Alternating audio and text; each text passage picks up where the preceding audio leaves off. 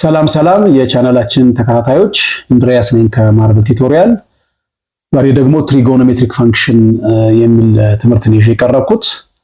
ትሪጎኖሜትሪክ ፈንክሽን እንግዲህ በኒው ካሪኩለም በአዲሱ ካሪኩለም 10ኛ ክፍል ላይ ቻፕተር 4 ዩኒት 4 ላይ ተቀምጧል። ግሬድ 12 ተማሪዎችም ደግሞ ያው ከግሬድ 10 ፈተናው ላይ ስለሚካተት ለዛም እንዲጠቅማችሁ ትሪጎኖሜትሪክ ፈንክሽን ዛሬ ዲስከስ እናደርጋለን።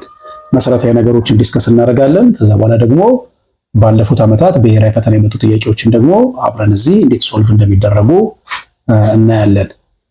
ኦኬ፣ ስለዚህ ትሪጎኖሜትሪክ ፈንክሽን ላይ የምንጀምረው መጀመሪያ ስለ አንግል ነው። ኦኬ፣ አንግል ዲፋይን በማድረግ እንጀምራለን።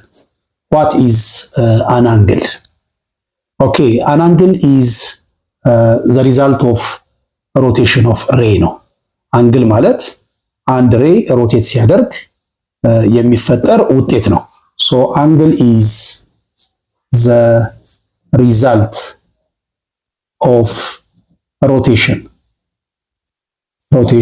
of a ray, or we can say that an angle is formed when a ray is rotated. okay, አንግል ማለት አንድ ሬይ ሮቴት ሲያደርግ ሲሽከረከር የሚፈጠር ሪዛልት ወይም ውጤት ነው።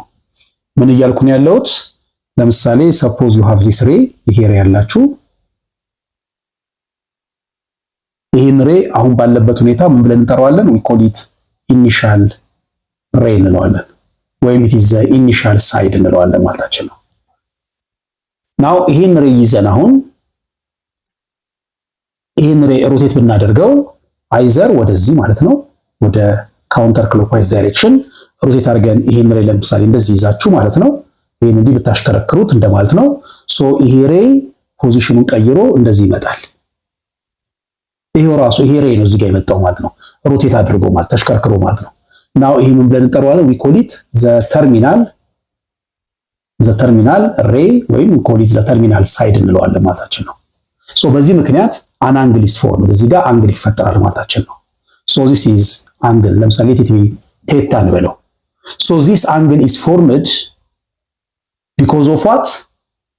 the rotation of this ray። ይሄ ሬይ in a counter clockwise direction ወይም anti clockwise direction ሮቴት አድርጎ ይሄ ሬይ በፊት ከነበረበት initial position ወደዚህ terminal ወይም final position ሲመጣ this angle is formed ማለት ነው። so this is the angle, and this one is the common end point, we call it vertex ብለን እንጠራታለን። vertex ብለን እንጠራዋለን። አሁን አንግል ማለት የሮቴሽን የሬይ ሮቴሽን